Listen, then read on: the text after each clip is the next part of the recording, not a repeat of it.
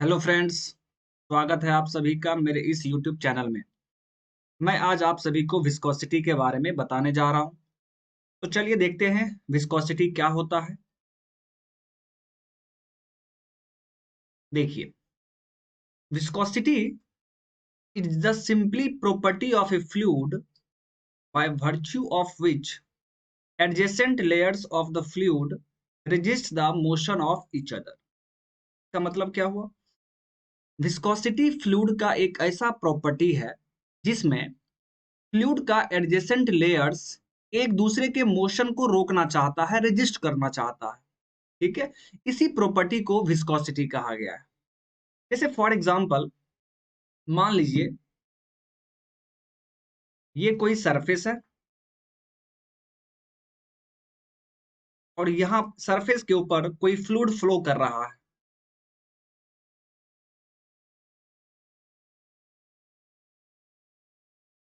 तो इस फ्लूइड के एडजेसेंट लेयर के बीच में मान लीजिए कि आप इस दोनों लेयर को देख रहे हैं, तो इस लेयर और इस लेयर के बीच में, ठीक है, क्या होगा? एक रेजिस्टेंस प्रोड्यूस होगा जिसे हम विस्कोसिटी कहते हैं, जिसके कारण ये एक दूसरे के मोशन को रोकना चाहेगा। मान लीजिए कि ये लेयर इस डायरेक्शन में जा रहा है और ये लेयर भी इस डायरेक्शन में जा रहा है, तो दोनों ही लेयर्स एक दूसरे को रोकना चाहेगा। अब यहाँ पर मैं क्या करता हूँ कि इस दोनों लेयर के मॉलिक्यूल्स को मैं यहाँ पर इनलार्ज करके दिखाता हूँ बगल में। देखिए, मान लीजिए कि ये मॉलिक्यूल्स है, दिस इज द मॉलिक्यूल्स, और फिर इसका एडजेसेंट लेयर का मॉलिक्यूल्स ये हो गया। तो इन दोनों के बीच में एक फोर्स ऑफ अट्रैक्शन काम करता है। फोर्स ऑफ अट्रैक्शन, ये दोनों ही एडजेसेंट मॉलिक्यूल्स एक दूसरे को अपनी तरफ खींचते हैं। So this is the force of attraction.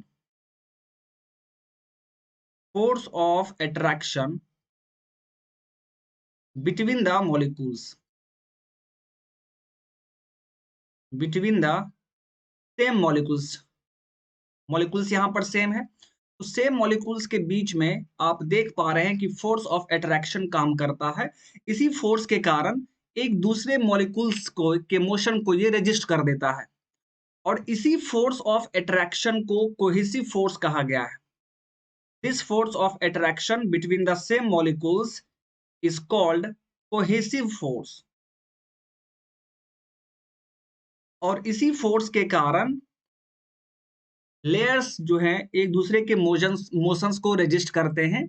इसी प्रॉपर्टी को विस्कोसिटी कहा गया है। यानी विस्कोसिटी एक तरह का सिंपली फ्रिक्शनल रेजिस्टेंस है। आप कह सकते हैं कि viscosity is a frictional resistance between the molecules. Frictional resistance between the molecules.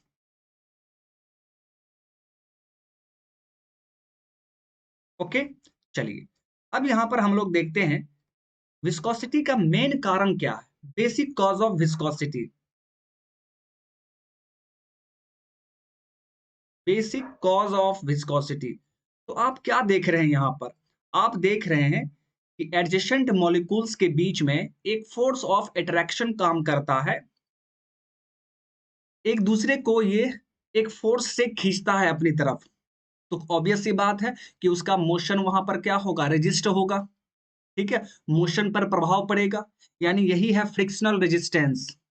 Okay, तो विस्कोसिटी का मेन कारण क्या होगा? तो फोर्स ऑफ अट्रैक्शन होगा। यानी सिंपली कोहेसिव फोर्स को आप बेसिक कॉज बोलेंगे विस्कोसिटी का।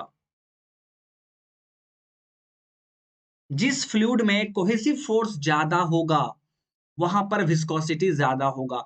मतलब ये है कि जिस फ्लूइड में एडजेसेंट मॉलिक्यूल्स के बीच में फोर्स ऑफ अट्रैक्शन यदि ज्यादा काम कर रहा हो तो वहां पर विस्कोसिटी उस फ्लूइड का ज्यादा होगा। और जिस फ्लूइड में फोर्स ऑफ अट्रैक्शन मॉलिक्यूल्स के बीच में कम हो रहा होगा तो वहां पर उस फ्लूइड का विस्कोसिटी कम होगा। ओके, तो विस्कोसिटी का मेन कारण my dear friend cohesive force होता है। और कोहेसिव फोर्स क्या है? This is the force of attraction between the same molecules. Same molecules बोलने का मतलब यह है जैसे वाटर है, तो वाटर के ही मॉलिक्यूल्स के बीच में जो फोर्स ऑफ अट्रैक्शन काम करेगा उसे हम लोग कोहेसिव फोर्स कहेंगे। ओके, चलिए अब इसके आगे हम लोग देखना चाहते हैं कि लिक्विड एंड गैस के केस में किसका विस्कोसिटी ज्यादा होगा। तो प्लीज आप लोग ध्यान देंगे। तो सबसे पहले मैं आपको लिक्विड के बारे में बता देता हूं। चलिए ध्यान दीजिए। तो लिक्विड के बारे में जैसा कि आप जानते हैं, इंटरमोलिकुलर डिस्टेंस कम होता है। इंटरमोलिकुलर डिस्टेंस इज लेस, बहुत ही कम होता है, ठीक है। तो अब आप सोचिए, लिक्विड के केस में इंटरमोलिकुलर डिस्टेंस कम है, इसका मतलब एक मॉलिक्यूल्स के बगल में सेकेंड मॉलिक्यूल्स, फिर थर्ड मॉलिक्यूल्स। तो यहां पर मॉलिक्यूल्स के बीच में फोर्स ऑफ अट्रैक्शन क्या होगा, ज्यादा होगा। So force of attraction is high. Force of attraction is high. और इसी फोर्स ऑफ अट्रैक्शन को हम लोग क्या कहते हैं, कोहेसिव फोर्स कहते हैं। तो cohesive force will be high. Cohesive force will be high. और जब कोहेसिव फोर्स ज्यादा है, इसका मतलब क्या है माय डियर फ्रेंड, कि उसका विस्कोसिटी ज्यादा होगा। विस्कोसिटी विल बी हाई, ठीक है। यानी लिक्विड का विस्कोसिटी क्या होता है माय डियर फ्रेंड, ज्यादा होता है, ठीक है। चलिए अब गैस के बारे में देख लिया जाए। गैस के केस में इंटरमोलिकुलर डिस्टेंस ज्यादा होता है। जैसा कि आप जानते हैं, इंटरमोलिकुलर डिस्टेंस इज लार्ज। अब आप सोचिए, एक मॉलिक्यूल यहां पर है, सेकेंड मॉलिक्यूल यहां पर है, इंटरएटॉमिक डिस्टेंस या इंटरमोलिकुलर डिस्टेंस क्या है यहां पर जी, आप देख पा रहे हैं ज्यादा है, ठीक है। दैट मीन्स यहां पर इस दोनों मॉलिक्यूल्स के बीच में फोर्स ऑफ अट्रैक्शन क्या होगा, कम होगा। Force of attraction will be very less, will be very less. और इसी फोर्स ऑफ अट्रैक्शन को हम लोग क्या कहते हैं, कोहेसिव फोर्स कहते हैं। तो कोहेसिव फोर्स गैस के केस में क्या हो जाएगा, cohesive force is very less. आप इसे नेग्लिजिबल भी मान सकते हैं, क्योंकि बहुत ही कम होता है कोहेसिव फोर्स। और जब कोहेसिव फोर्स बहुत ही कम है, that means viscosity will be very less. यानी माय डियर फ्रेंड, गैस के केस में विस्कोसिटी बहुत ही कम होता है। आप यहां पर एक कंक्लूजन समझ चुके हैं, और कंक्लूजन ये है कि viscosity of liquid is very much greater than viscosity of gas, viscosity of gas। तो ये चीज आपको ध्यान में रखना है। चलिए अब हम लोग जल्दी से देख लेते हैं। अभी आपने देखा गैस के केस में विस्कोसिटी काफी कम होता है, ठीक है, क्योंकि यहां पर कोहेसिव फोर्स बहुत ही कम है। इसका मतलब यह है कि गैस के मॉलिक्यूल्स के बीच में जो फोर्स ऑफ अट्रैक्शन होता है वो काफी कम होता है। फोर्स ऑफ अट्रैक्शन जो होगा ये काफी कम होता है, ठीक है। अब यहीं से देखिए आइडियल फ्लूइड का कॉन्सेप्ट आता है, ठीक है। यहीं से आपका आइडियल फ्लूइड का कॉन्सेप्ट आता है। देखिए आइडियल फ्लूइड के केस में क्या होता है माय डियर फ्रेंड, ये जो आप फोर्स ऑफ अट्रैक्शन देख रहे हैं मॉलिक्यूल्स के बीच में, this should be zero. Force of attraction zero होना चाहिए सबसे पहली बात। अगर फोर्स ऑफ अट्रैक्शन जीरो हो गया है, इसका मतलब आप कह सकते हैं कि कोहेसिव फोर्स जीरो हो जाएगा। Cohesive force will be zero. और कोहेसिव फोर्स जीरो होने का मतलब है कि आइडियल फ्लूइड का विस्कोसिटी जीरो होता है। तो आइडियल फ्लूइड के बारे में यदि आपसे कोई पूछे तो आप डायरेक्ट ये कहेंगे कि ऐसा फ्लूइड जिसमें force of attraction between the molecules zero होता है, ठीक है, दैट मीन्स उसका विस्कोसिटी जीरो होना चाहिए। यानी आइडियल फ्लूइड एक तरह का इनविसिड फ्लूइड है।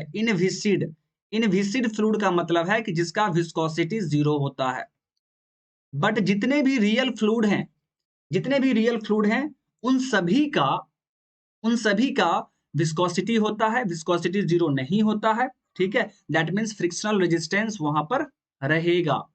लेकिन आइडियल फ्लूइड के केस में विस्कोसिटी 0 होता है। कोई भी फ्रिक्शनल रेजिस्टेंस आइडियल फ्लूइड के केस में काम नहीं करेगा। ठीक है, आइडियल फ्लूइड यदि फ्लो कर रहा है माय डियर फ्रेंड, तो उसके एडजेसेंट लेयर के बीच में कोई भी फ्रिक्शनल रेजिस्टेंस काम नहीं करता है, क्योंकि कोहेसिव फोर्स ही यहाँ पर 0 है। लेकिन बाकी जितना भी आप फ्लूइड देखेंगे, रियल फ्लूइड, उसमें विस्कोसिटी काम करेगा, दैट मीन्स विस्कस फोर्स रहेगा। ओके, और लिक्विड एंड गैस के केस में आपने देख लिया कि लिक्विड का विस्कोसिटी सबसे ज्यादा होता है as compare to gas. Ideal fluid हम लोग तो फिर क्यों पढ़ते हैं? तो आइडियल फ्लूइड हम लोग पढ़ते हैं कंपैरिजन करने के लिए, अदर फ्लूइड्स के साथ कंपैरिजन करने के लिए हम लोग आइडियल फ्लूइड पढ़ते हैं। आइडियल फ्लूइड एक इमेजिनरी फ्लूइड है, हाइपोथेटिकल फ्लूइड है, ये एग्जिस्ट नहीं करता है। दुनिया में कोई भी ऐसा फ्लूइड नहीं है जो आइडियल फ्लूइड होगा। ओके, चलिए, तो आई होप कि आपको विस्कोसिटी अच्छे से समझ में आ गया। ठीक है, तो आज का ये वीडियो यहीं पर स्टॉप किया जाए, फिर हम लोग नेक्स्ट वीडियो में मिलते हैं।